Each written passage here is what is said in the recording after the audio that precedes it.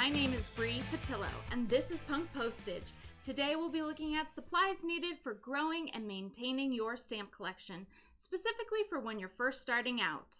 The main things to keep in mind are: be careful, be patient, keep things clean and organized, and have fun. First, get yourself some stamps. You can buy stamps at the post office, save them from envelopes, trade with a pen pal, or maybe you've received stamps from someone in your family. Next, you'll need a place to keep them. What you collect will affect your choice in how you'd like to store your items. You don't need to worry about making anything complicated. Just get a 3-ring binder and sheet protectors available at any office supplies store. This is especially good storage for full sheets of stamps. And you can make your own special cover too, using the computer, collage, or your own drawing skills. Another option, which is more specific to stamp collecting and a great way to showcase smaller stamp sets, is using Vario pages. Vario pages come in black or clear and in 1 to 8 pocket options to choose from. They can be put in a 3-ring binder or in a special Vario brand binder. Vario pages are my personal favorite storage option because they look sleek, are quick and easy to use, and the different pocket options allow you to pick the perfect height for the philatelic items you're trying to store. 2-pocket Vario pages are a good option for storing covers. A third option is stock books. Stock books are bound books with either manila or black pages, with usually clear pockets for storing stamps. Stock books can be very beautiful on the outside, like my vintage Chinese paisley one. They are very easy to use. But depending on the material in your collection, they might not be your ideal storage solution. The uniform pocket sizes and inability to add or subtract pages can be a downside. However, you can purchase stockbook pages to put in a binder. They are less expensive than Vario pages, but can also be less protective. The manila stock pages can make it difficult to see the stamps inside, but can be good for extras. Binders with pages, whether sheet protectors, Vario pages, or stock pages, are good for beginners because you can more easily rearrange things and it can grow along with your collection.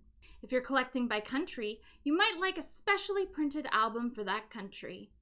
These contain pages with a spot for each stamp for the country, organized chronologically and by denomination order, usually fully illustrated and often with details of printing and variations.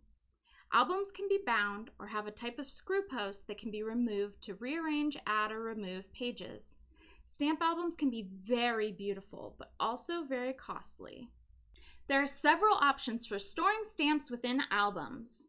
You can purchase albums with mounts already inside where you slot the stamp in.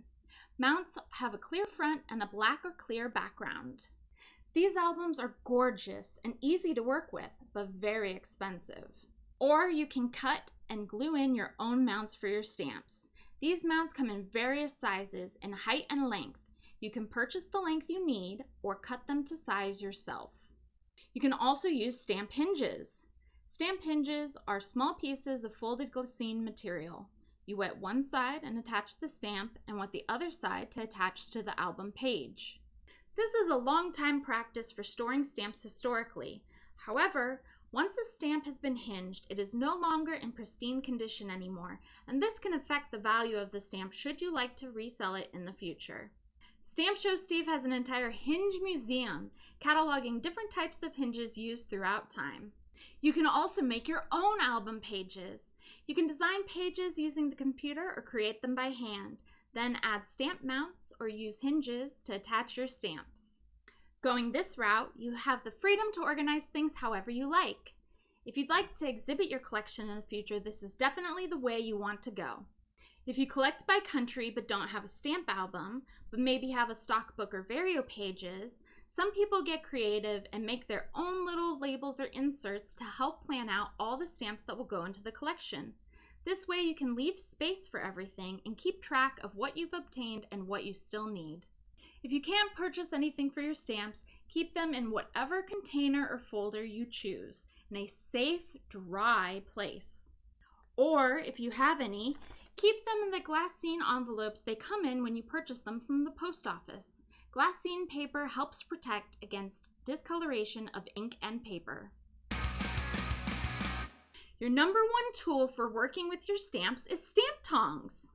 Stamps can be old and delicate. They can tear easily and can become damaged by the oil present on skin when working with them by hand.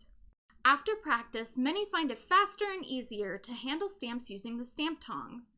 They can be more agile and articulate than using your fingers.